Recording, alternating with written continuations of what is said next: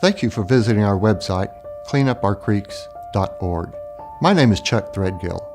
I'm president and founder of Clean Up Our Creeks Incorporated, an organization that is dedicated to improving the quality of water in the state of Oklahoma. And we will use any legal means necessary to accomplish this goal. So why am I concerned about this? And what is the condition of Oklahoma's waters? Like many of you, I was unaware that hundreds and hundreds and hundreds of Oklahoma's creeks, streams, rivers, and lakes were extremely polluted. You can find these polluted bodies by simply Googling Oklahoma's 303D list. It's also known as the Impaired Water List. The pollutant in many of these bodies of water is the very dangerous bacteria E. coli. Perhaps you heard on the news or read in the newspaper about portions of state lakes like Grand Lake, Tin Killer, and Arcadia Lake being closed due to high levels of E. coli. In many cases, it's the creeks, streams feeding these lakes that is the problem.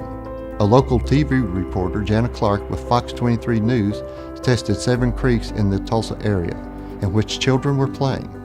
6 out of 7 of those creeks had E. coli levels greater than 2,419 colonies per 100 milliliters. That is not just a little high, it is outrageously high. According to Oklahoma statute, the E. coli should not exceed 126 colonies per 100 milliliters. Tulsa Health Department says anything over 200 colonies per 100 milliliters cannot come in contact with human skin. So the E. coli is more than 12 times what is safe for skin contact. Children like to play in creeks, that is a fact. But my granddaughter can't play in the creek on my property. Neither can her friends when they come out to visit. Her soccer team, which I coach, can have end-of-season parties at my house. So you may be wondering, why doesn't someone file a complaint with Oklahoma Department of Environmental Quality, also known as ODEQ? We have filed many. I was shocked when ODEQ responded to complaints with such statements as, "Those pollution numbers don't mean anything. They're just numbers. And they don't care what the statute says. They're not going to follow the statute."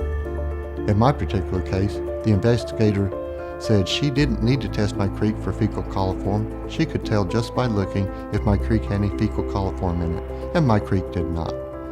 We had scientific tests showing otherwise. When I spoke with her supervisor, he told me he didn't care if my neighbor's sewage water gets in this creek. Nothing he can do about that. That is in direct violation of state statutes.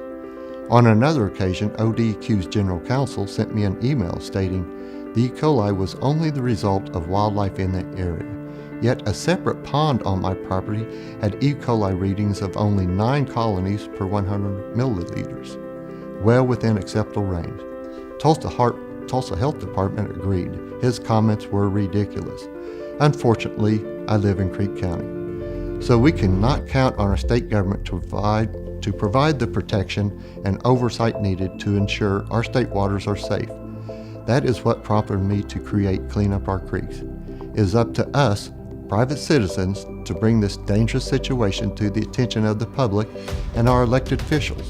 We must let our government officials know that we will not tolerate polluted creeks, streams, rivers, and lakes in this state.